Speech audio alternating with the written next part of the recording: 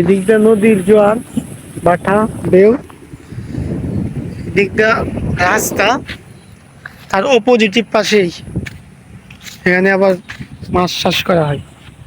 Maybe এনা শিং মাছ শিং মাছ চাষ করছে। দিয়ে আমি কতটুকু দেখাই পারি আপনাদেরকে। এমনকি সবচেয়ে যে জিনিসটা ভালো লাগলো সেটা হচ্ছে আমার উপরেই একটা পাখি এনে বয়ে রয়েছে একবারে সামনে।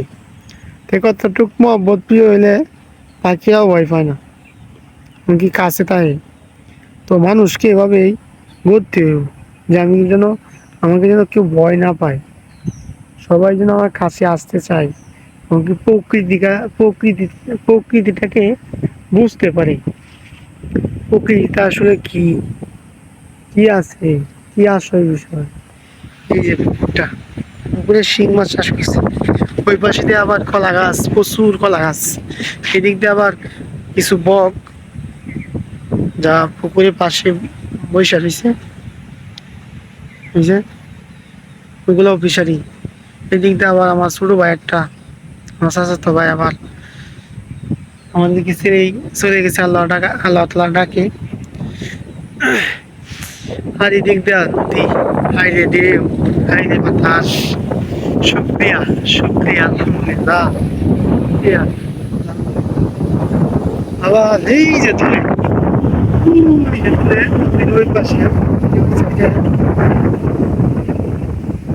তিনজন মিলে তিনটা আটকাল পার করছে, যা বগের জন্য তারা বক ধরে। আজকে পাইছি নাকি বলা যায় না, তবে প্রায় দিনই দেখি যে ওরা মাছ মারে বা বক ধরে, যে এগুলো খুব কষ্টই দেখা যায়। রাস্তাটা অনেক সুন্দর।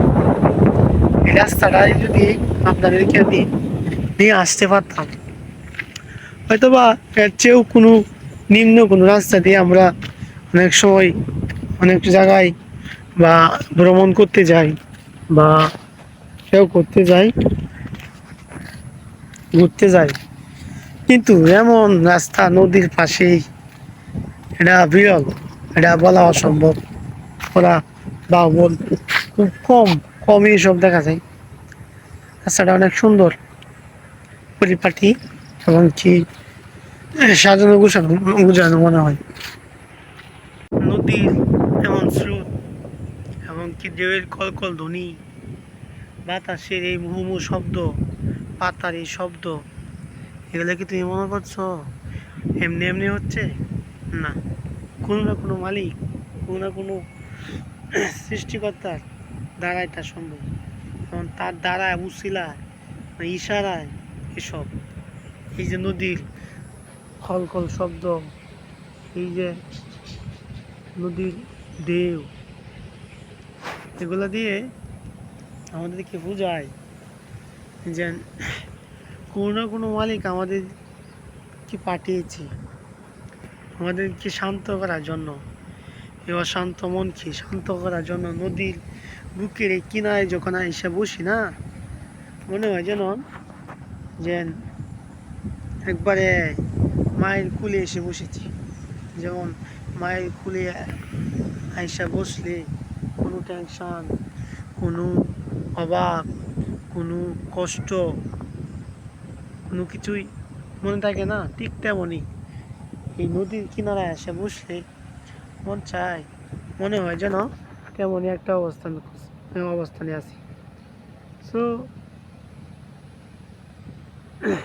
আশা করি সকলেই বুঝতে পারতেছেন যে আমি কোন বিষয়টা বলতেছি।